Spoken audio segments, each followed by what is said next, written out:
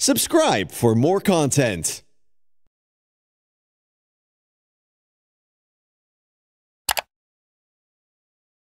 Welcome friends, আমরা এবার 7 নম্বরের অঙ্কতে আসবো। কি বলেছে না, মা আমাকে 2.5 কিগ্রা ডাল কিনে আনতে বললেন। 1 কিগ্রা ডালের দাম 62.50 টাকা হলে কত টাকা নিয়ে দোকানে যাব হিসাব করি। তাহলে মা আমাকে 2.5 কিগ্রা মানে 2.5 কিগ্রা যদি আমি ধরি, তাহলে 2.5 কিলো ডাল কিনে আনতে বললেন। আমি 1 কিগ্রা দোকানে গিয়ে দেখলাম যে আমি 1 কিগ্রা ডালের দাম এত টাকা।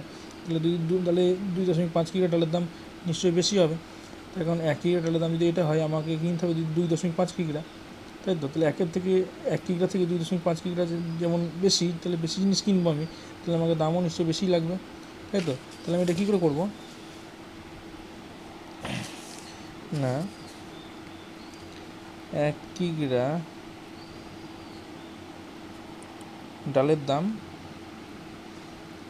1 কিগ্রা ডালের দাম 62.50 টাকা। সুতরাং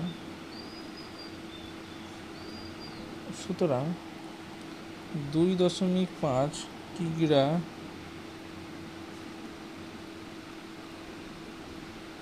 ডালের দাম হবে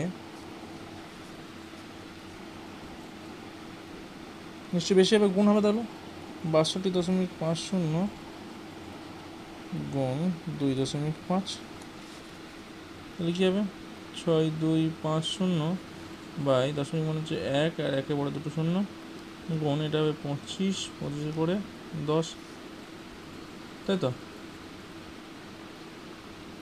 এটা হলো। তো এবার আমি কাটাকাটি করবো, 0 কেটে গেল। এবার আমি এটা কাটবো 5 দিয়ে, 5 দুগুণে 10 আর 5 5 25, 5 দুগুণে 10, তাই তো? আমার তাহলে কত হলো 625 বাই 4।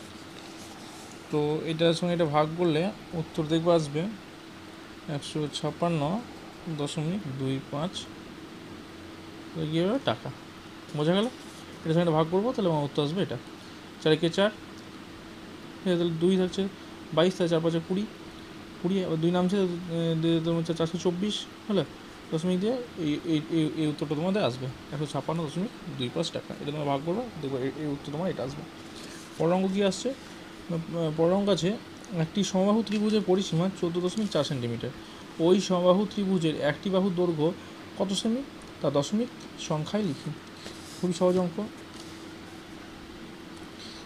অঙ্কটাতে বলেছে একটি সমবাহু ত্রিভুজের পরিসীমা দিয়েছে, একটি সমবাহু ত্রিভুজের পরিসীমা দিয়েছে 14.4 সেন্টিমিটার। তাহলে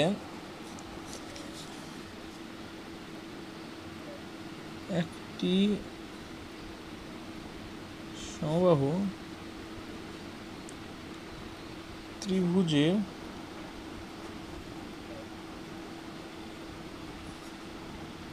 পরিসীমা দিয়েছে 14.4 সেমি। পরিসীমা 14.4 সেমি এটা দিয়েছে, তাই তো? আচ্ছা, দিয়েছে ওই সমবাহু ত্রিভুজের একটি বাহু দৈর্ঘ্য কত সেমি, এইটা আমাকে বের করতে হবে। তাহলে ধরি সমবাহু ত্রিভুজের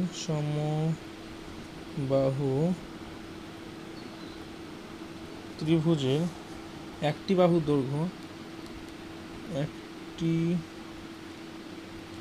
বাহু দৈর্ঘ্য x সেন্টিমিটার। আমি জানি না x সেন্টিমিটার, তাই তো? আমরা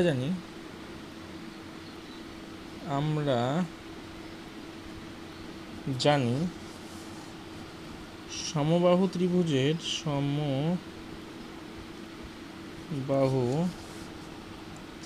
পরিসীমা সমবাহু ত্রিভুজের পরিসীমা সমান কি না 3 গণিত একটি বাহুর দৈর্ঘ্য। 3 গণিত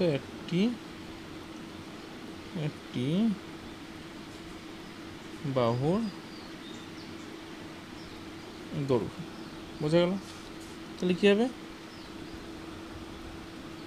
না 3x সেন্টিমিটার ধরো 3x সেন্টিমিটার হলো। তাহলে প্রশ্নানুসারে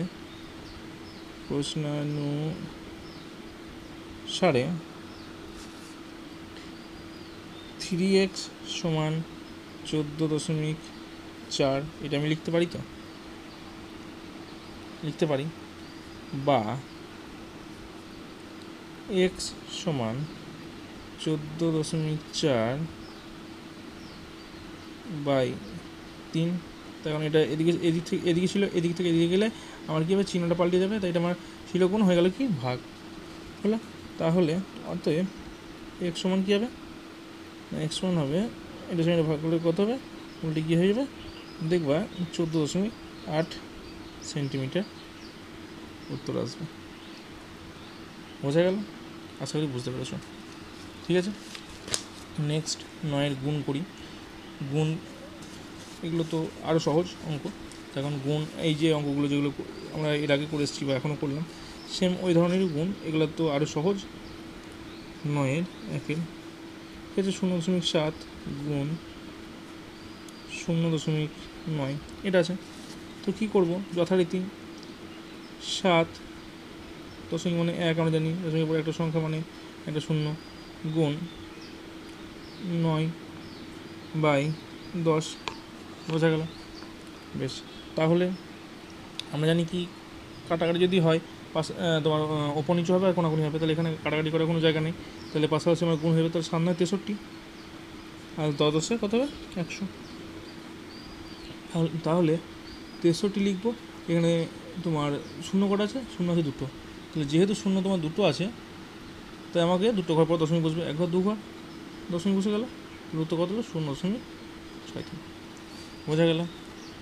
2 নম্বরটা 0.6 গুণ 0.5 একই রকমভাবে 6/10 গুণ 5/10 হলো। তাহলে কী হবে না